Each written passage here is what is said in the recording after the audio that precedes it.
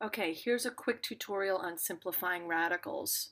One thing that we want to do, there are two ways to do this. One is the long way and one is the short way. So I'm going to talk to you about the short way. The first thing we have to know about the short way is our divisibility rules. Okay? So let's remember, if a number is divisible by 2, it has to be even. If a number is divisible by 3, if you add the digits and that sum is divisible by 3, then the whole number is divisible by 3. If it's divisible by 5, it ends in a 0 or a 5. And if it's divisible by 9, it's the same thing as 3, except when you add the digits, that number has to be divisible by 9. Okay? So what does that mean? How do we use this? Well, we know in order to simplify radicals that we have to find two numbers that multiply together, okay? That one of them is a square number. You're trying to find one of them being a square number. So if we think about the divisibility rule, it's not divisible by 2, so we wouldn't divide it by 2, clearly. Okay? If you divide it by 2, you're going to look for the other factor to be a perfect square, and you know all the perfect squares, okay? If you divide it by 3, you're going to hope that the other number is a perfect square. If you divide it by 5, again, you're going to hope that the other number is a perfect square. So you get to use your calculator a little on this. Now let's look at the divisibility rules. This is not even, it's not divisible by 5, so maybe it's divisible by 3 or 9. So 1 plus 5 is 6, plus 3 is 9. So these add up to 9. 9 is divisible by 9, so 153 is divisible by 9, and I know that 9 is a perfect square. So I go into my calculator and I try to find the other factor. So if I divide, I get 17. And there we go.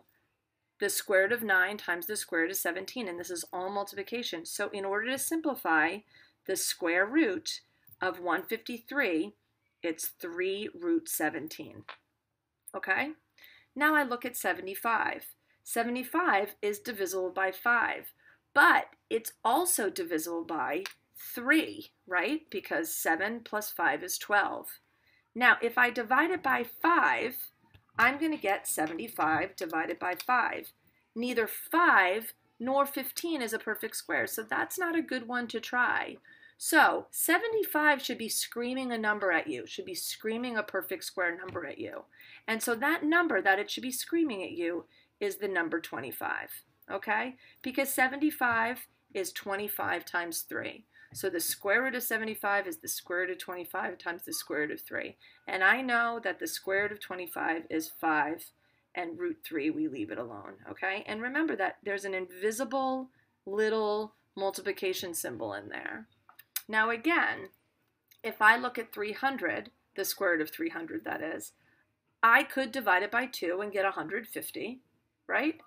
Okay, if I divide 300 divided by 2, I get 150 because it's even. But again, 2 nor 150 are not perfect squares. So again, the number 300 should be screaming at you. It should be screaming the factor of 100, okay? So the square root of 300 is the square root of 100 times the square root of 3, and that can be simplified into 10 root 3. Okay, so you're going to use your calculator a little bit to help you solve these problems. There is a long way, and I'll take a minute to do the long way.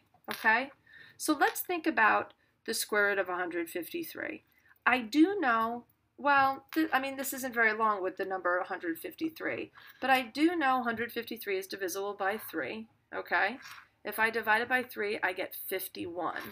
So one thing I might want to do is I might want to write a factor tree. 3 times 51, okay? And then I take 51, and I know that that's divisible by 3 too, and I get 17, okay? So this is also 3 times 17.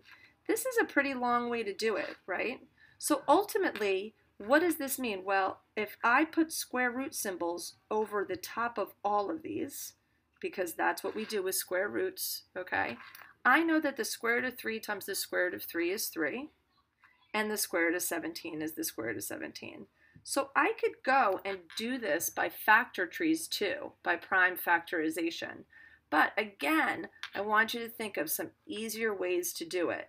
Remember, the square root of 72. What's the square root? Well, I know that it's an even number. So let's look. I also know that it's divisible by 9, but let's practice a little bit. 72 divided by 2 gets me 36. So that's the biggest square. So using my calculator, I can break this up into the square root of 36 times the square root of 2, which gives me 6 root 2. So now let's look at this the long way. It's still a way, but it's still just the long way, and you're not really trying to think about your square numbers. So most likely you would think that the square root of 72 was the square root of 9 times the square root of 8, okay? And we're going to break that down into the square root of 3 times the square root of 3, and this is going to be broken down into the square root of 4 times the square root of 2. And again, I just bring these down because there's no more factors that these guys have except 1, but this has the square root of 2 times the square root of 2, and then we have the square root of 2. So the prime factorization here is this guy. Well, what is the square root of 3 times, oops, I lost you. What is the square root of 3 times the square root of 3? It's plain old 3. And remember, don't forget, all of these, the invisible sign is multiplication. The square root of 2 times the square root of 2 is 2. And then we have the square root of 2 as a leftover. So 3 times 2 is 6 root 2. Now, wouldn't you rather do it that way? Okay, so that's how you simplify square roots. I'm going to put a Kuta worksheet on the website so you can practice, and it will give you some answers as well.